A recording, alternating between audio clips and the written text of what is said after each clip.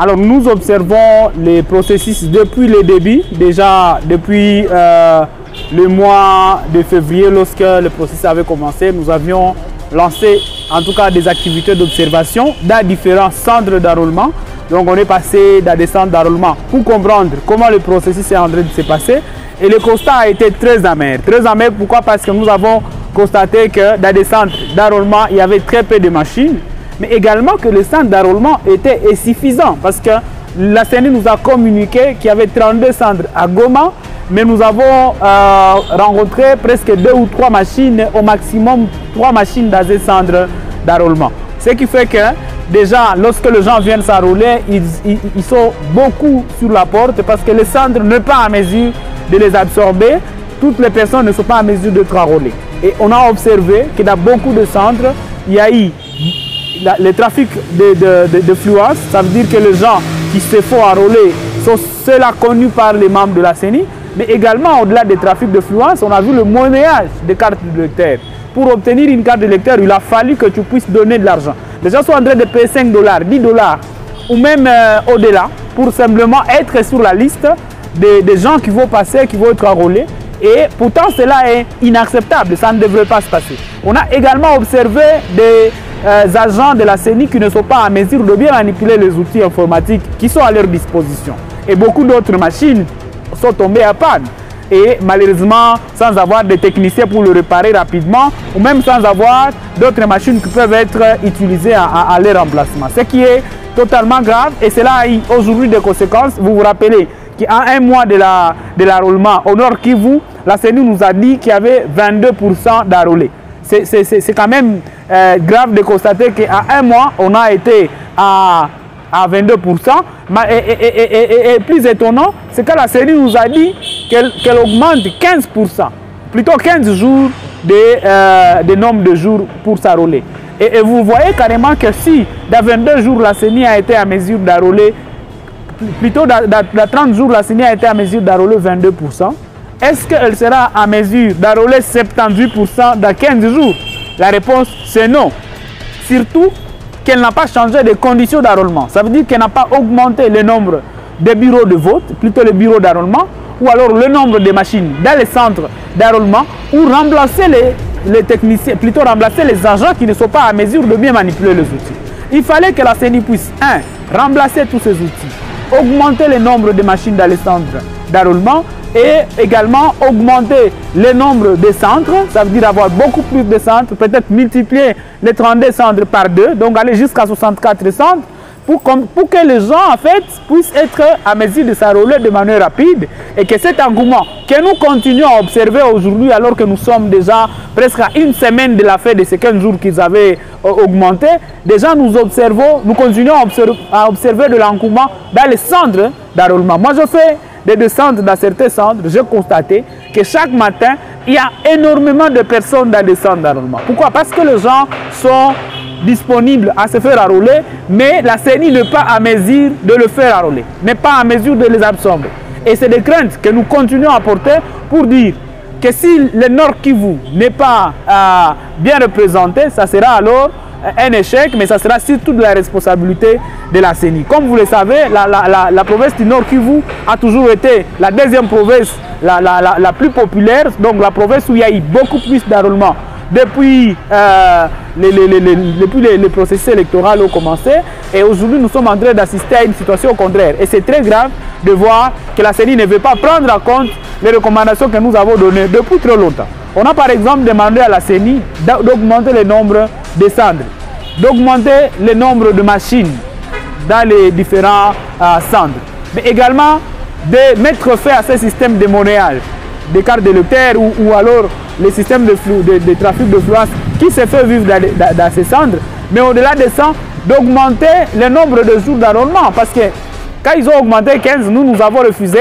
nous avions demandé qu'on aille jusqu'à 30 jours, mais en condition, les 30 jours peuvent être suffisants si la CENI a augmenté le nombre de machines. Ça veut dire que si la CENI change les conditions d'enrôlement, alors nous pouvons espérer que nous allons atteindre un grand nombre de personnes qui vont être enrôlées. Sinon, les conséquences d'une sous-représentativité du Nord Kivu peuvent arriver, et nous savons par exemple, que déjà nous pouvons perdre quelques sièges au niveau du Nord Kivu, simplement parce qu'il y a eu peu d'enrôlés, conformément aux statistiques que la CENI va présenter. On peut avoir des entités qui ne vont pas être bien représentées. Par exemple, il y avait 5 représentants au niveau national ou 3 au niveau provincial, mais carrément, ils vont avoir un représentant au niveau provincial ou 2 au niveau national. Ce qui est très grave. Pourtant, la population reste toujours là parce que les statistiques existent. On sait par exemple qu'à Goma, nous avons combien de millions de personnes à Goma. Nous savons que la CENI prévoyait enrôler plus de 4 millions de personnes dans la ville de Goma. Mais vous voyez, quand ils ont publié les statistiques à la période de 30 jours, donc le 30 jours d'enrôlement, on a dit seulement qu'on était presque à 1 million. Donc c'est ce qui a représenté les 22% selon les statistiques de la CENI. Oui. Et aujourd'hui, nous voulons dire que cela est inacceptable. Il faut que la CENI change les choses et il faut qu'il y ait beaucoup de gens qui vont se faire enrôler au Nord Kivu.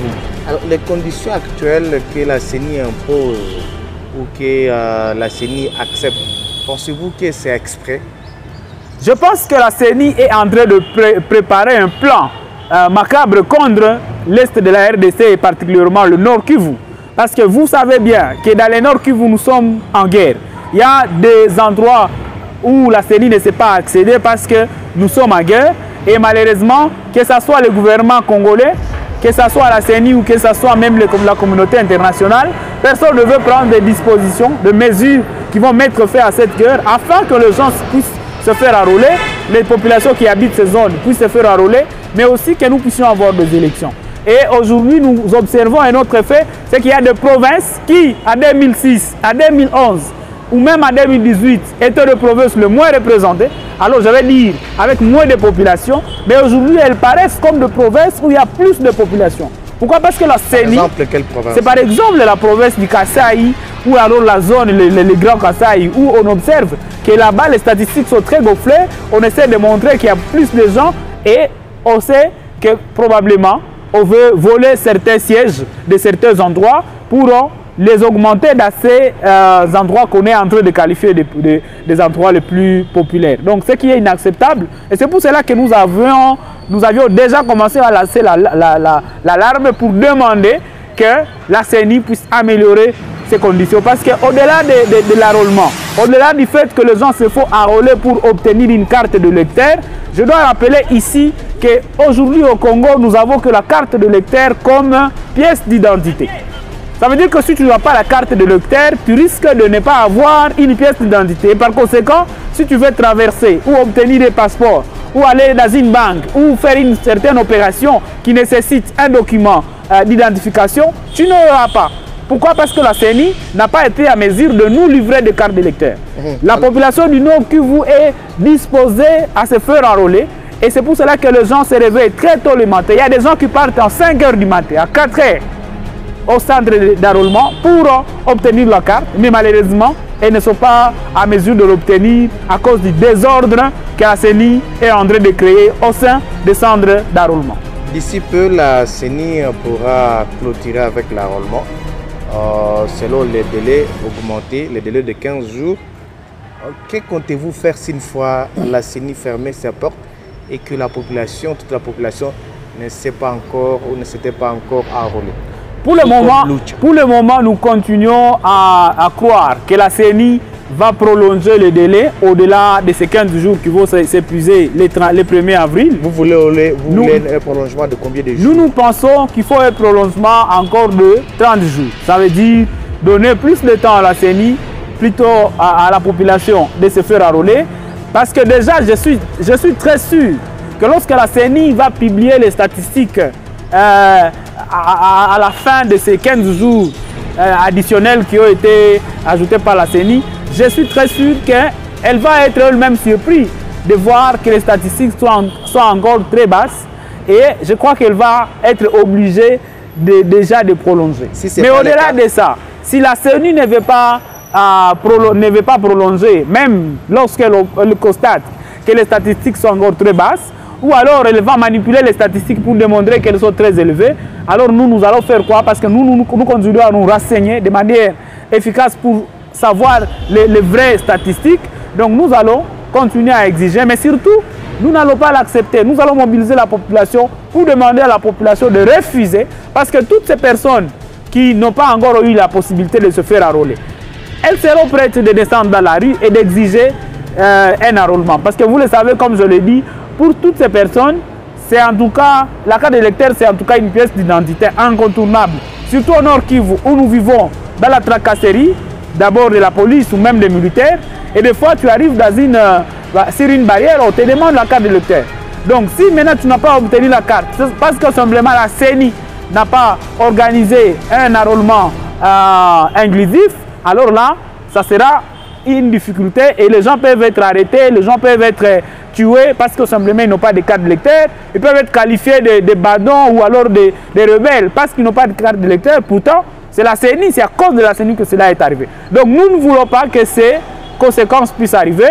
Nous voulons éviter ces risques et c'est pour cela que nous continuons à exiger à la CENI d'augmenter les délais ou alors d'augmenter le nombre de jours d'enrôlement au-delà de 15 jours.